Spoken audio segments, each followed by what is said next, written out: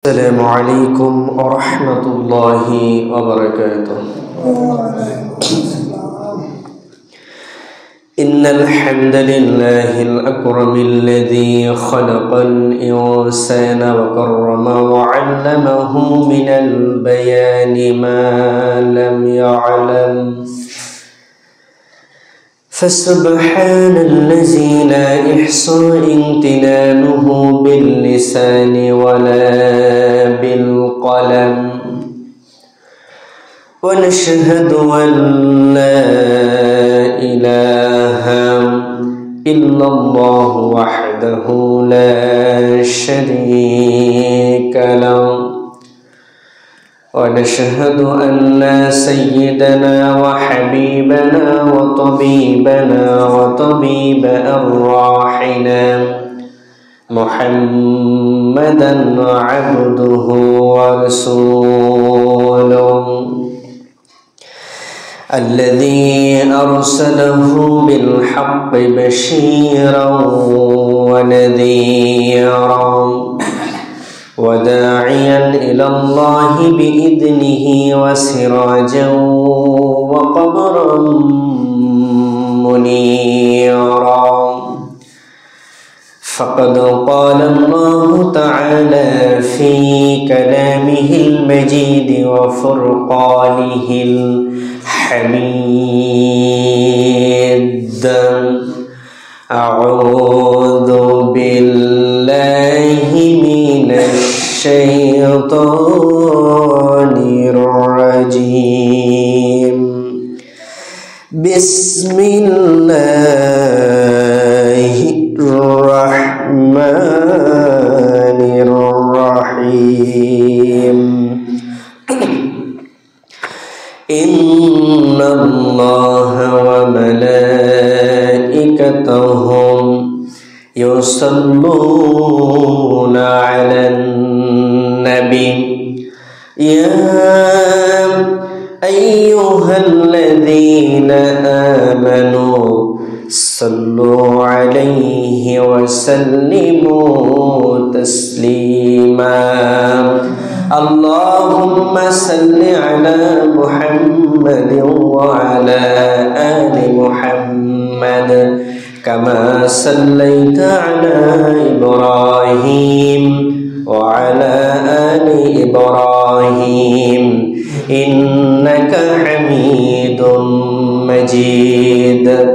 اللهم بارك على محمد وعلى آل محمد كما باركت على إبراهيم وعلى آل إبراهيم إنك حميد مجيد. بلغ العلا بكماله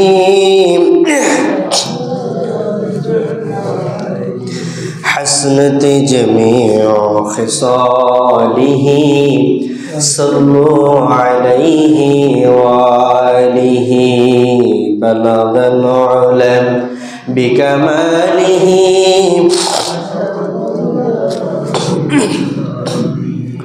حسنت جميع خصاله.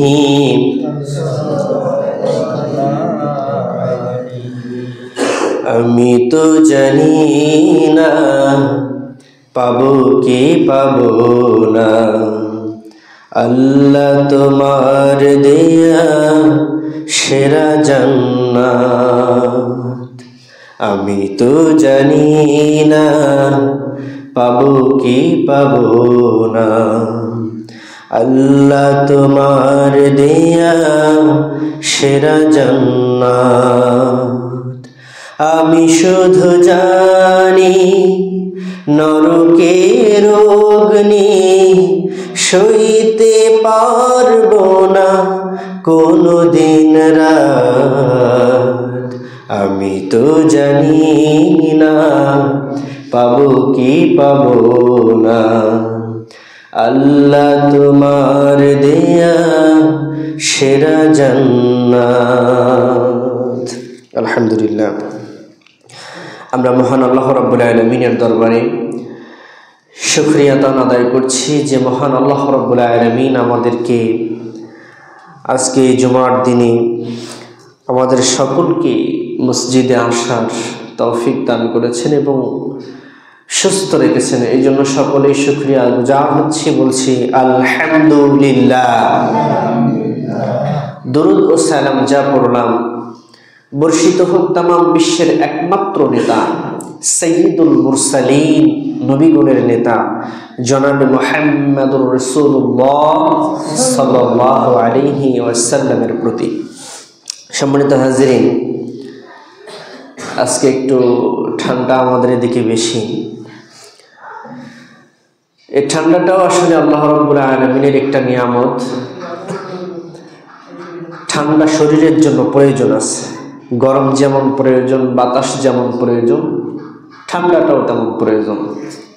আমাদের এদিকে তো ঠান্ডা অনেকটা কম আছে। আমি কালকের রিপোর্টে দেখলাম বিগত দিন অর্থাৎ আগের দিন দেশের সব থেকে বেশি ঠান্ডা পড়ছে চুয়াডাঙ্গায়।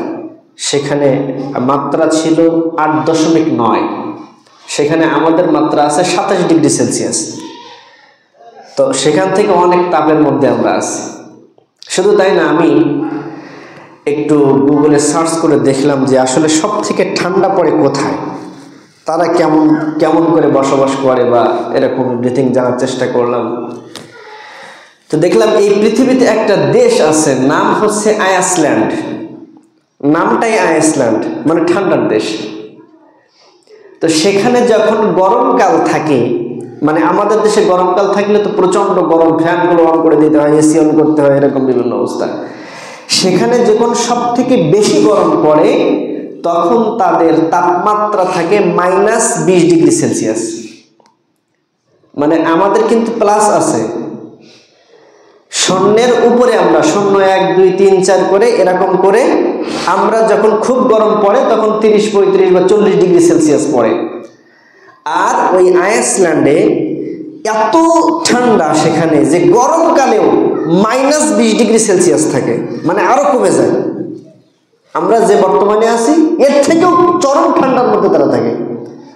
আর যখন শীতকাল আসে তখন -60 ডিগ্রি সেলসিয়াস থাকে সেখানে। তো চিন্তা করেন সেখানের মানুষ, তারাও কিন্তু বসবাস করছে। আল্লাহ পাক রব্বুল আলামিন তাদেরকে সেভাবে সেই পরিবেশের মধ্যে সহিষ্ণু করেছেন। আলহামদুলিল্লাহ, বাংলাদেশকে আল্লাহ রাব্বুল আলামিন একটু বেশি মহব্বত করেন মনে হয়, যার কারণে বাংলাদেশকে একটা ষড় ঋতুর দেশ বানিয়ে দিয়েছেন। সুবহানাল্লাহ, সব ধরনের ঋতু আমাদের দেশে বর্তমানে বিরাজমান।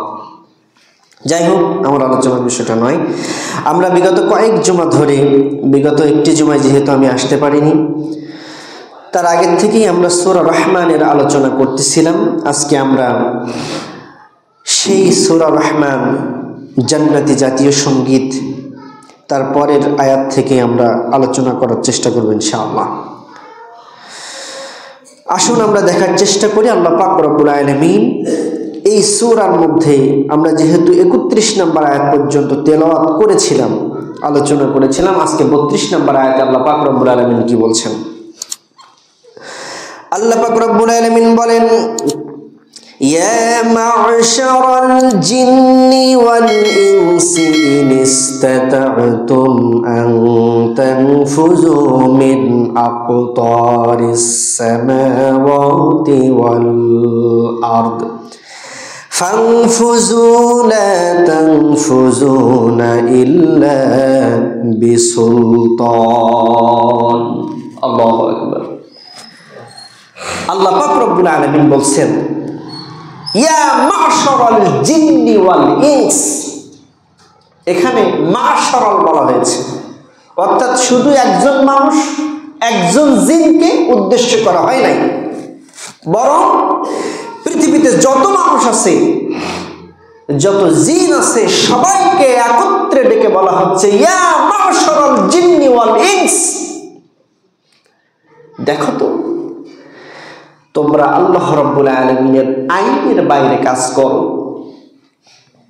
দেখো তো তোমরা আল্লাহ রাব্বুল আলামিনের সৃষ্টি আকাশ এবং জমিন থেকে বের হয়ে যেতে পারো কিনা? সম্ভব? আল্লাহর জমিন ছেড়ে বের হয়ে যাওয়া সম্ভব?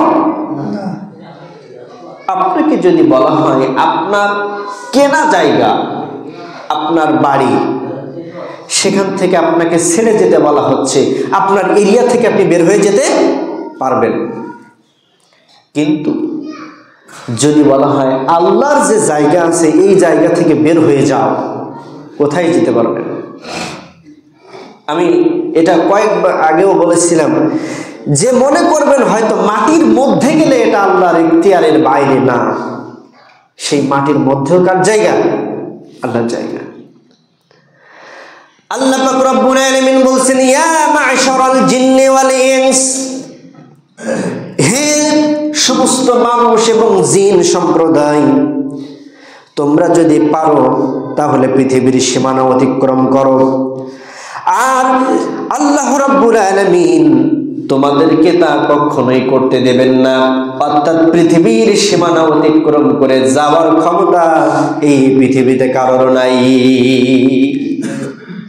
আল্লাহর জমিনের সীমানা ছাড়িয়ে যাবে। বলবেন হুজুর এখন তো চাঁদে যাওয়ার সুযোগ আছে, চাঁদটা কার? আল্লাহ পাকের।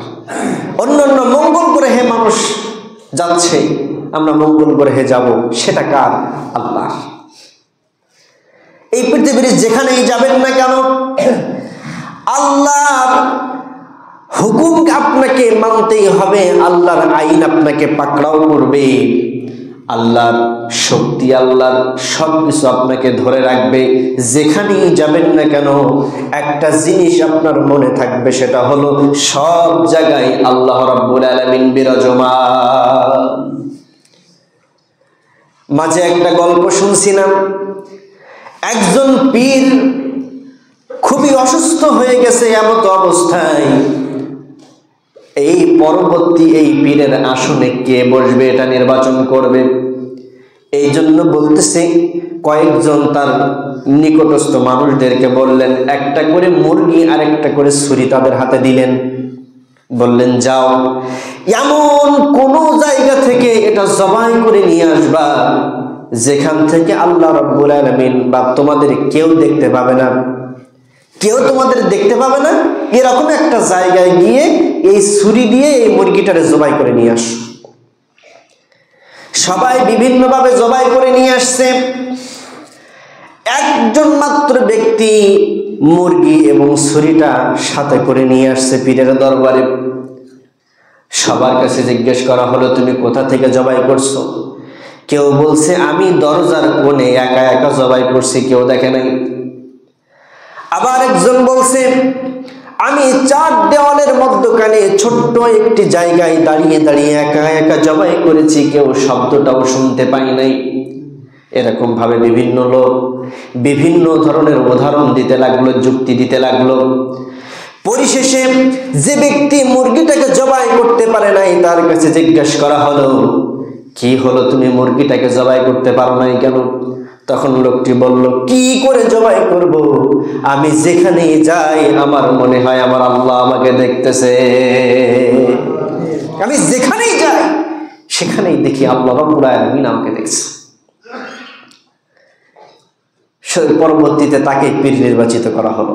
এই জন্য পৃথিবীর যে প্রান্তে আপনি যাবেন, হাসপাতালে হোক, হ্যাঁ, বিভিন্ন পার্কে হোক, যেখানে এভরিথিং, যে কোনো হোটেলে, যে কোনো মোটেলে, যে কোনো নিজের বাড়িতে, সব জায়গায় একটি কথা আপনার মনে রাখতে হবে, আল্লাহ রাব্বুল আলামিন আমাকে দেখছেন। তার জমিন ছেড়ে বের হয়ে যাওয়ার কোনো সুযোগ নাই। আরো একটু ভালোভাবে যদি বলি, এই পৃথিবীতে আল্লাহ রাব্বুল আলামিন দিন সৃষ্টি করেছেন, আবার রাতও সৃষ্টি করেছেন। তাহলে রাতও আল্লাহর, দিনও আল্লাহর। রাতের শেষ ভাগ সকাল, এটা আল্লাহর। দিনের শেষ ভাগ সন্ধ্যা, এটা আল্লাহর। এখন বলেন তো আল্লাহ যে এই সব কিছু তৈরি করলেন, আপনি যদি নিজেকে লুকাতে চান কোন সময় লুকাবেন? সেই সময়, যে সময় লুকাবেন ওই সময়টা তো আল্লাহ তৈরি করছে। যাওয়ার সুযোগ নাই।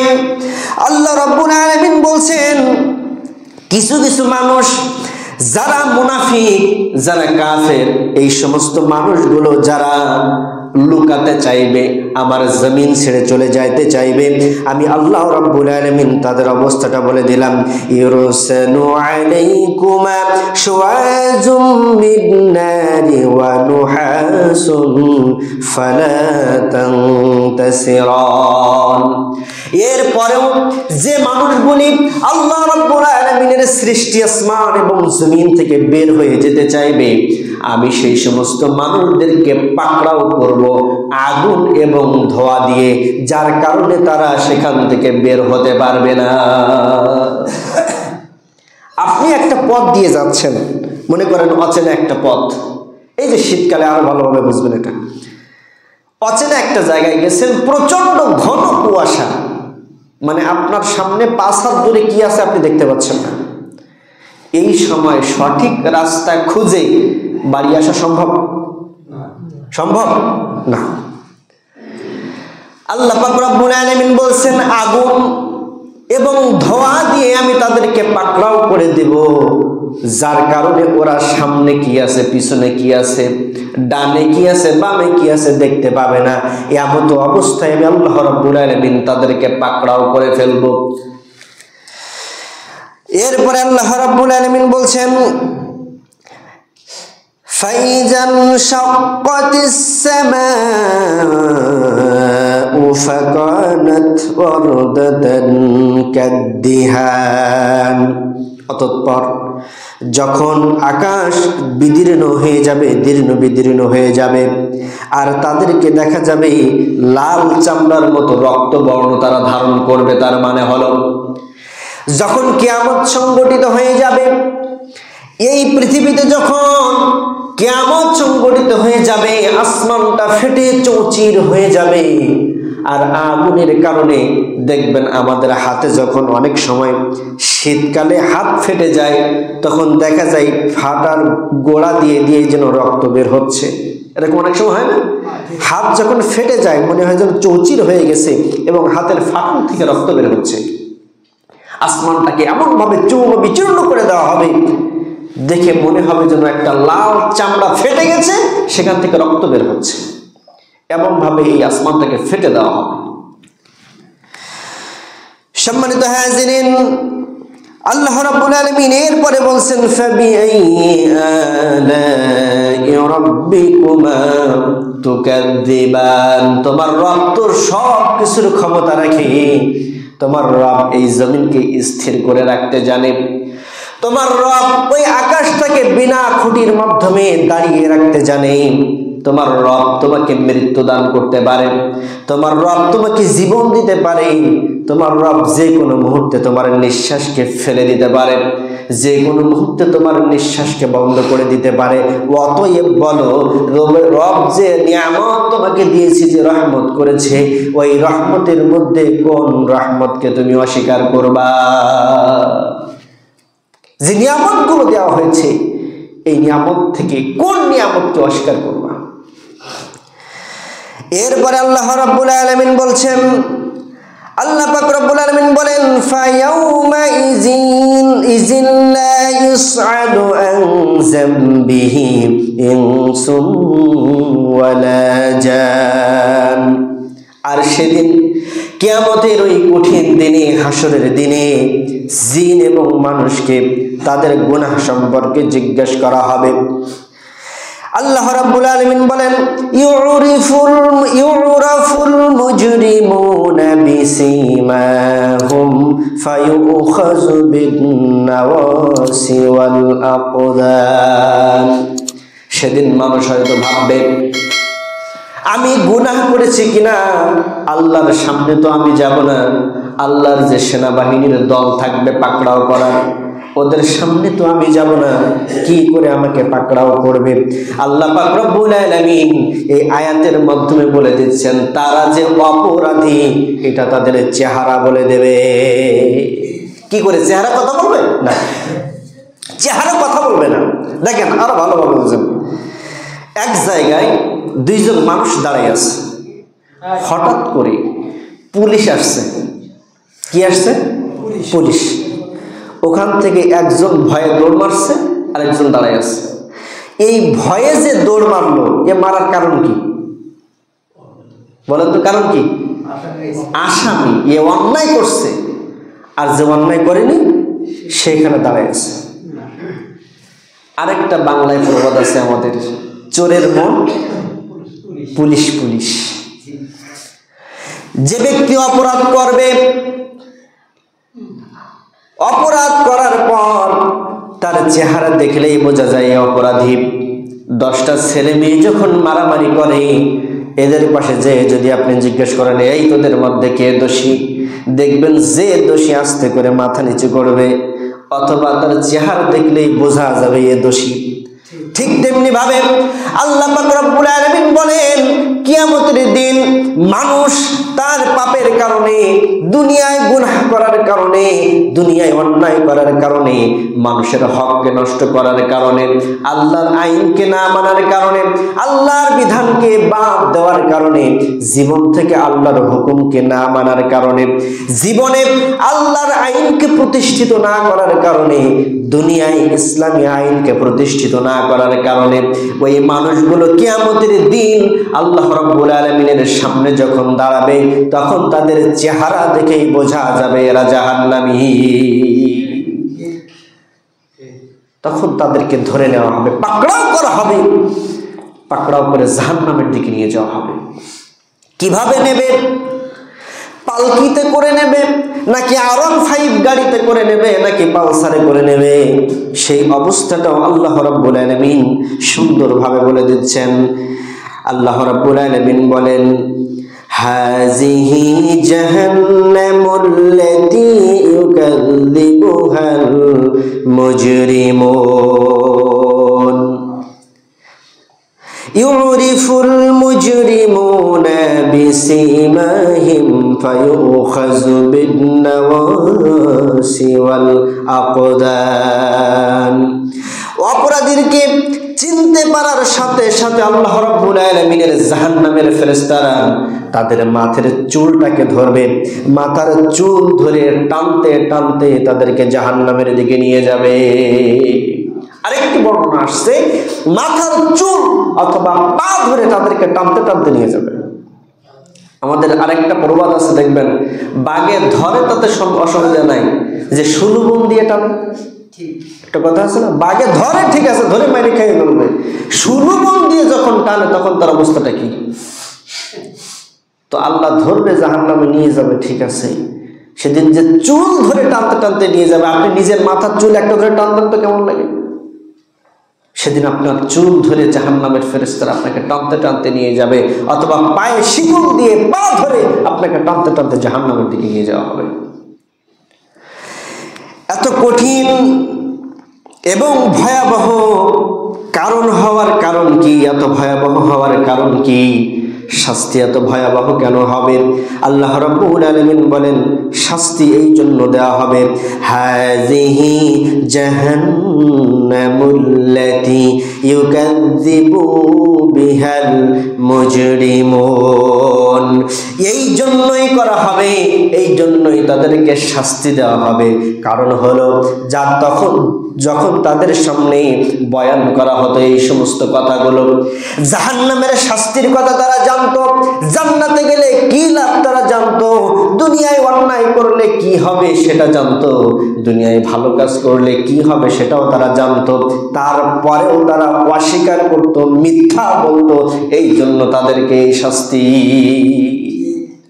তাদের এই শাস্তি হওয়ার একটাই কারণ, তারা সব কিছু জানতো, জানার পরেও এটা করত। আল্লাহ রাব্বুল আলামিন বলছেন, ফাবিআইয়ি আলাই রাব্বিকুমা তুকাযযিবান। এরপরেও বলো, আল্লাহ রাব্বুল আলামিনের কোন কোন নিয়ামতকে তোমরা অস্বীকার করবা? আল্লাহ রাব্বুল আলামিন আরো বলেন, ইউতিফুনা বাইনাহা ওয়া বাইনা হামিমিন আন। দেখেন, যে যত পরিশ্রম করুক না কেন, অথবা যে মার খাক, একজন ব্যক্তিরা মারা হচ্ছে, তো যখন খুব কষ্ট হয়ে যায় খাবারের কথা বলে না, সর্বপ্রথম আরেকটা জিনিস খাওয়ার জন্য বলে, সেটা কি বলেন তো? পানি। যে ভাই আমার একটু পানি দেন, আমার একটু পানি দেন। দেখবেন যখন কেউ মারামারি করে, যে একটু আক্রান্ত হয়, সে সর্বপ্রথম পানি চায়। জাহান্নামের ওই মানুষগুলো যাদের চুল এবং পা ধরে টেনে টেনে জাহান্নামের দিকে নিয়ে যাওয়া হবে, যার ফলে তারা প্রচন্ড তৃষ্ণার্ত হয়ে যাবে, প্রচন্ড পানি পিপাসা তাদের আঁকড়ে ধরবে। এমত অবস্থায় আল্লাহ রাব্বুল আলামিন বলেন তাদেরকে পান করতে দেওয়া হবে ঠিকই, কিন্তু সেটা হবে জাহান্নামের ফুটন্ত গরম পানি। নাউযুবিল্লাহ। আল্লাহ পাক রব্বুল আলামিন আমাদেরকে এই আযাব থেকে রক্ষা করেন, সকলে বলেন আমিন। এই আযাব থেকে আল্লাহ পাক রব্বুল আলামিন আমাদেরকে রক্ষা করেন। এত কঠিন শাস্তি যেন আল্লাহ পাক রব্বুল আলামিন আমাদেরকে না দেয়, এটা আমরা সহ্য করতে পারবো না। এটা সহ্য করার ক্ষমতা পৃথিবীর কোনো মানুষের নাই। এরপরে আল্লাহ রাব্বুল আলামিন বলছেন ইউতিফুনা বাইনাহা ওয়া বাইনা হামিমিন আন। শুধু তাই না, ওই পানি তাদের খাওয়ানো হবে এমনটা নয়। দেখবেন আমরা যখন পানি গরম করি এবং পানিতে ডিম দেই সেদ্ধ করার জন্য, তখন আরেকটা লাকড়ি দিয়ে এরকম নাড়ানোর চেষ্টা করি, ঘোরাই। আল্লাহ রাব্বুল আলামিন বলেন ওই সমস্ত মানুষদেরকে ওই গরম পানির মধ্যে দিয়ে এরকম ঘোরানো হবে, সিদ্ধ করা হবে আপনাকে। তবে আফসোস হলো সিদ্ধ তো হবেই না। অন্য একটা হাদিসের বর্ণনায় আসছে মানুষগুলোকে যখন জাহান্নামের মধ্যে ঠেলে দেওয়া হবে, তারা মারা যাবে না এমনটা নয়, মারা যাবে জাহান্নামের মধ্যে। যখন মারা যাবে তখন তাদের সঙ্গে সঙ্গে আবার জানটা ফেরত দেওয়া হবে, তাদের আবার পূর্ণ শরীর গঠন করা হবে। তবে আগে যে পাতলা শরীর ছিল তার থেকে ডাবল করে চামড়া দেওয়া হবে, যেন পড়তে একটু বেশি কষ্ট পায়। আগে মনে করেন 1 ইঞ্চি ছিল চামড়া, এখন করে দেবে 2 ইঞ্চি। ওভাবে যখন কষ্ট পেতে পেতে পেতে পেতে মারা যাবে, তারপরে করে দেওয়া হবে 4 ইঞ্চি। এরকম করে মোটা করে করে আপনাকে জাহান্নামের শাস্তি গেলানো হবে, খাওয়ানো হবে। আস্তাগফিরুল্লাহ, আস্তাগফিরুল্লাহ। আল্লাহ আমাদেরকে মাফ করেন, আল্লাহ আমাদেরকে মাফ করেন। এই জাহান্নামের কঠিন আযাব থেকে আল্লাহ পাক রব্বুল আলামিন আমাদেরকে মাফ করেন, সকলে বলেন না আমিন। শুধু তাই না, আমি বলেছি আল্লাহ পাক রব্বুল আলামিন যত জায়গায় জাহান্নামের বর্ণনা করেছেন, মানুষের ভয় দেখিয়েছেন, পাশাপাশি আল্লাহ রাব্বুল আলামিন আশার বাণী জাগিয়ে দিয়েছেন, আশার বাণী জানিয়ে দিয়েছেন। ওরে মানুষ, জাহান্নামের বর্ণনা যেমন দিলাম, জান্নাতের কি কি নিয়ামত পাইবা এটাও তোমাদেরকে বলে দিচ্ছি। দয়া করে ও দুনিয়ার মানুষগুলি খারাপ পথ থেকে ফিরে আসো আর জান্নাতের দিকে চলে আসো। আল্লাহ রাব্বুল আলামিন জান্নাতের মধ্যে কি রেখেছেন সেটা বলছেন, ওয়ালিমান খাফা মাকামা রাব্বিহি জান্নাতাইন।